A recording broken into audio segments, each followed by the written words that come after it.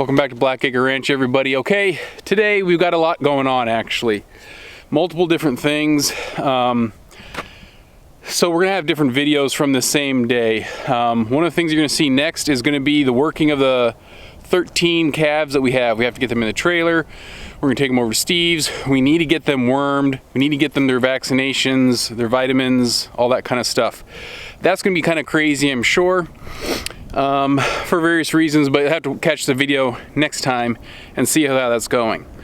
Today, right now, what we have to do is give some worming treatment to at least of 1 or 2 animals that are looking pretty bad. Now these are some cows that have now been weaned from their calf, and we have to get some treatment to them before it gets kind of crazy and bad. One of them's looking pretty icky. So, all right, just keep with us.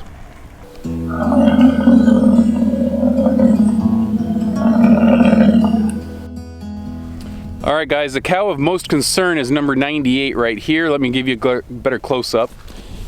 Number 98 right here is just not looking good. She's skinny. And the main part is, you know, you can see ribs. I'm not too worried about that. Her baby sucked her dry, but her back end, her hips from her tailbone to the hip bone looks kind of sunken in. It doesn't look too good. She has me a little concerned. So she hasn't really bounced. It's been about a week and a half, a week, since we separated the calves off. I'm just mostly concerned about her. Now you look at some of the other the cows. Besides this one who was peeing, thank you, number 2. But they don't look as bad. So you'll see like this one right here compared to her. You can see that there's a difference when you can contrast them. So what the plan is I'm thinking it's probably a parasite load. Now, we just did a parasite fecal sample tests on a number of the buffalo, and they all came back within range that was acceptable, nothing bad. It doesn't mean that you can't have 1 or 2 that are a little bit outsiders that we just didn't catch. She was not one that we had gotten a sample from. We had gotten one from 99, not 98. We got Bartok and a number of others. They were all pretty low. However, she just looks to seem a little worse. And it's got me kind of wondering if she's got something. So here's Erin. She looks pretty good. And you can see all the other buffalo generally look fairly decent. There's a few that, you know, kind of look like they might need some help. Like her in the back. What I'm doing right now is I'm actually walking through the herd and trying to find numbers of those that I think might be the most susceptible to have had them. And I have a 50-pound bag of Safeguard cubes, and that would treat up to 10 animals. So I can afford to put a few extra animals with her. Anyway, what happens is Safeguard cubes, 5 pounds for every 1,000 animals. You can give them a little bit more than that. So let's just say 7 to 10 animals I could probably feed with one 50-pound bag. I'm going to take her, number 98, with a handful of others that I'm going through and picking out right now. I'm going to try and separate them out the best I can, and if I can get 7 or fewer animals, then that would be great. I'm going to give them the cubes from the Safeguard, but of course I've got to entertain and figure out what to do about all the others, because Bartok and Ahmed, if I start going in there with any cube, they're going to want it and they're going to bump out all these other girls. Okay, right here, number 18 looks just a little lethargic, a little worse for wear. If I could get her as well, that'd be great. A lot of these other girls don't look too bad.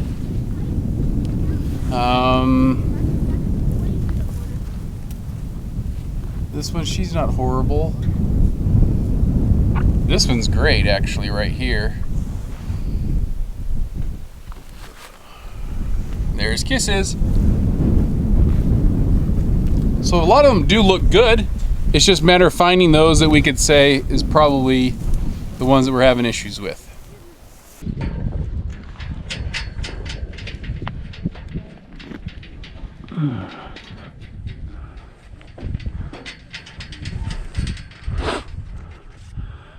Okay, I've identified a few that I need to go ahead and segregate off for cube. So we have 6 bags of regular cube and we have 1 bag of Safeguard cube. My goal is that most of the herd will want to stay here to get the 6 bags, and I'm going to try and get the weaker ones that I've identified out that gate to the far side, and I'll feed them out of that trough. Like all plans, this may not work. So there's not as much room in here. We're at the gate. We're not coming in yet because then it's going to get real crazy. So I'm hoping that the ones that I want are going to be segregated in the back anyway. We will see. Love Bartok to be back there, but there's no way in the world I'm going to get him back there. 17. They're all looking at me too, like, what's going on? All right, I want 33. If Paw, there she goes. Keep going, 33. Keep going, 33. I don't need 7. I don't need 3. Ahmed. Okay, she's going. 98, I need her. I'm trying not to move my head too much for you guys. Okay, these 2 right here I need. I don't need any of those over there.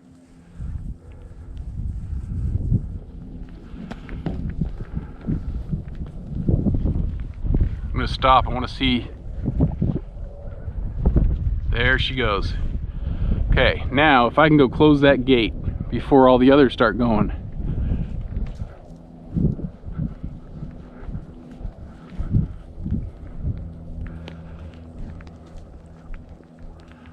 Alright, I don't need you out here, but Megan, I'll take you. Alright, nope, nope, nope, nope, nope. Bartok. Okay, I have too many ladies.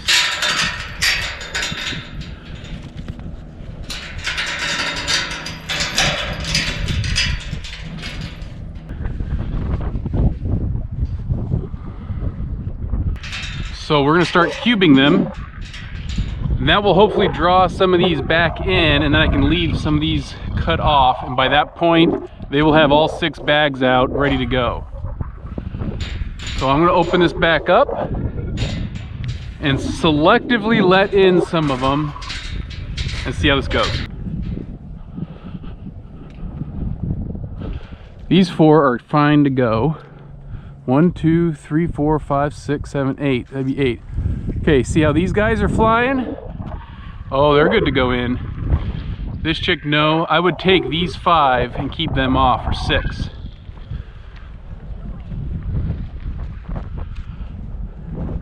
If I can.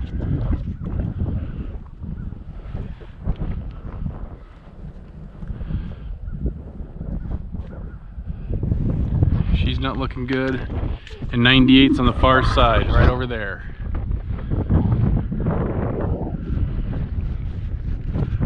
Okay, now let's just give it some time. Here they come. I'm trying to get away from this gate enough that those that are strong and healthy want to go in. Right now they just see a fence. They're not associating the open gate as the way in. Come on, ladies.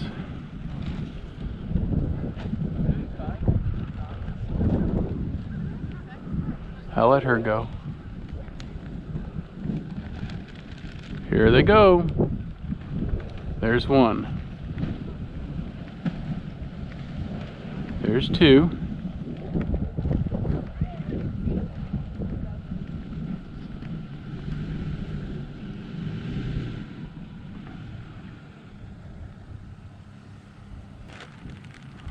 It's all patience, guys. It's all patience.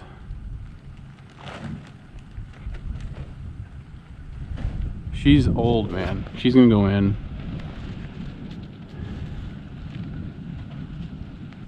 Yeah, come on out.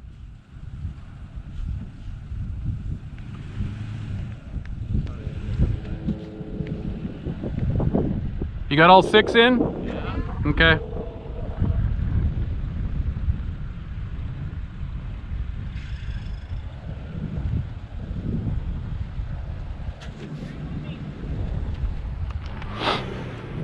Let's see if we can let some, like she can go in. Come on, go in.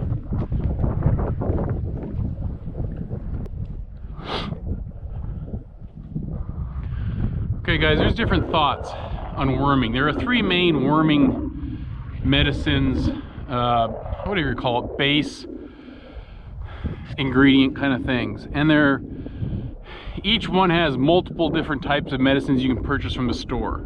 I'm going to put a graph up here because I don't remember them off the top of my head. And these are the 3 basic types, and you can buy them branded under certain medicinal brands for worming. Okay. So worming in general, there are some people who want to just treat everybody all the time and just keep worms down and just never have any worms on their place. I totally agree with that. I totally see the wisdom in it. Dang it, I need her to eat. However, what can happen is you get immunities that set in with your parasites.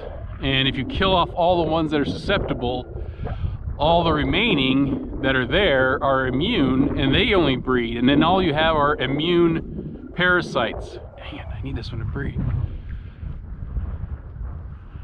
Need her to eat. Here's another chart, let me show you here, and that kind of describes this. And the various different colors. If you kill off all the ones that are killable, then all you have reproducing are non-killables.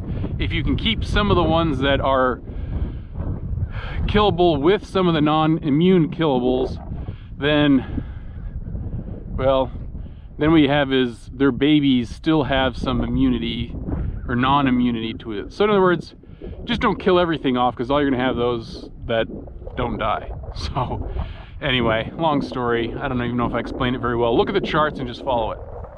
So we would normally work all of our animals when we put them in the squeeze chute. However, I can't get my animals in the squeeze chute right now, and we just did that worming parasite load from fecal samples, and they all came back good. We sent in 1/4 of the herd, and they all came back good. However, there are a few, like the lady here who has not eaten much.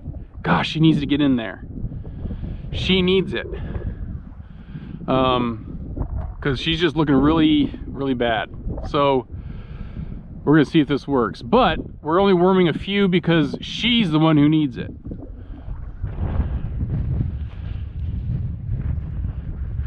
So when you guys look at when to worm, how many to worm, just realize there's different trains of thoughts. That's all I wanted to illustrate with you. You can worm the entire herd and try and always get everything gone and prescribed. We're just going to worm set times a year. That's what the cattle industry does, and it can cause problems with immunity resistance. So maybe take a different approach. There are different things you can do to be proactive in your pastures and how you manage them that keep them parasites down, so hopefully you don't have to do this wormer as much. So anyway, that could be another conversation another day maybe. I just want this girl to eat. So anyway, let's see if we can get some of these other ones away. She needs to eat. Okay, she's leaving.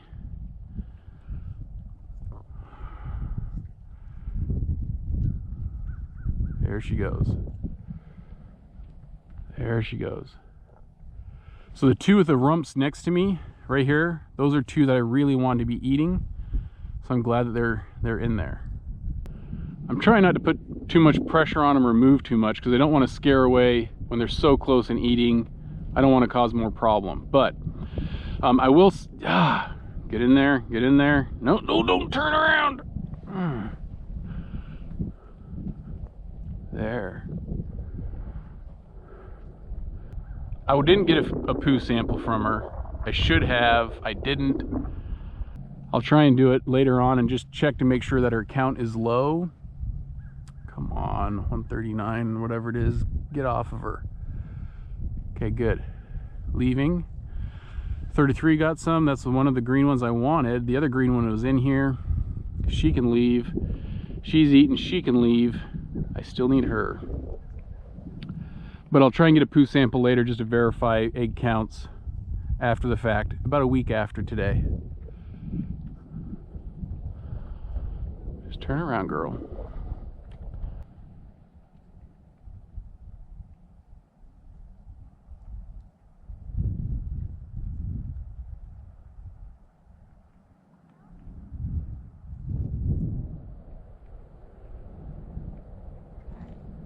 I'll be honest, a lot of working with buffalo is just being patient, guys. Just be patient. If she sees some room open up, she might go in there and go after it.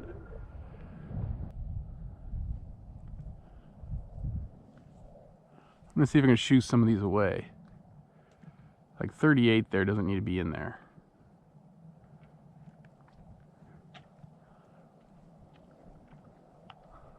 Yeah, girlfriend, I don't need you in here. You can leave. 13, you've had some, that's for sure. Okay, 98's in. Good, get started. Start eating. And always check your back, guys. Check your 6.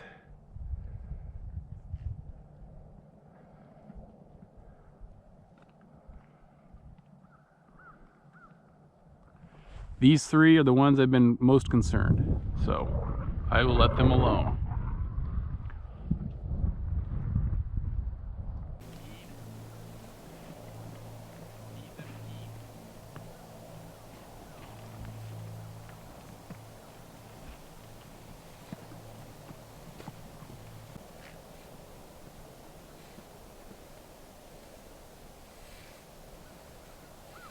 All right, 98 has gotten her stuff. 13 is back. If you remember, 13 is the one that we hip checked with a gate. I'm gonna see if number 98 comes back, and we're gonna let them kind of sort out the rest of these cubes themselves. Just some things about cubes. You don't want to underfeed cubes or under-administer the dosages. So this would have fed 10 buffalo, about these sizes. We only have 7 for this bag. I'm hoping 98 comes back and gets some more. But just don't ever underdose worm medications. Also, second thing is, don't be afraid to have some worms in the herd.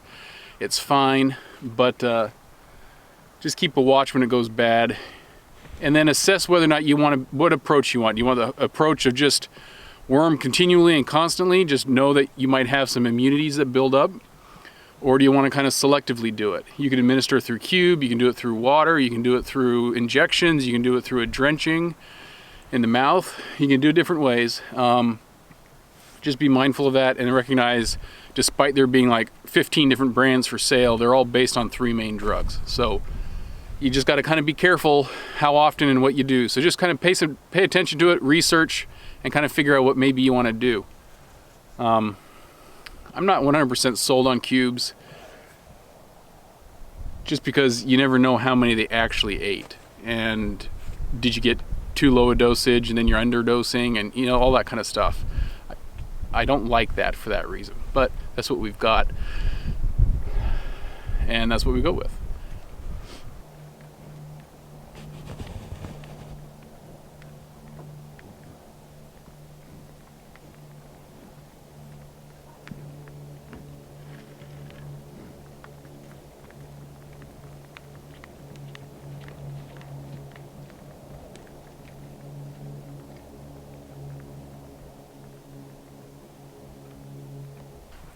Alright guys, the type of worm that we have mostly here on this ranch, and it's a common one, is an intestinal worm. I believe it's intestines. Anyway, homunculus, that's how maybe you pronounce it. It's a blood-sucking worm that leaches and sucks the nutrients out in the intestines. So instead of it going through everybody to everything else, these worms take them, and they're just kind of nasty wee buggers. Anyway, when you have a worm problem, your animals can start looking emaciated and malnourished. That's what we're seeing in 98 and a few of these others. We got the babies off because we started seeing some signs that they just were looking bad. That could be either the calf continuing to suck so much as it gets bigger and bigger and bigger, sucking more from the mom, and it's just weighing on the moms more. So we took them off, hoping that was it. And just there's a few here that haven't responded as quick, and that's why we're more concerned about this. So 98 just hasn't responded, and over the last week she just really took a noticeable visual dive of seeing that she's really not doing good. So that's why we're doing this. So anyway, just pay attention to what you want to do and research this. We can go into more about worming later, but we had to get this thing done quick. It's going to be on to other projects today. Like I mentioned, that we have other things working these 13 animals. That'll be the next episode, but keep with us, like and subscribe, and we will talk to you later.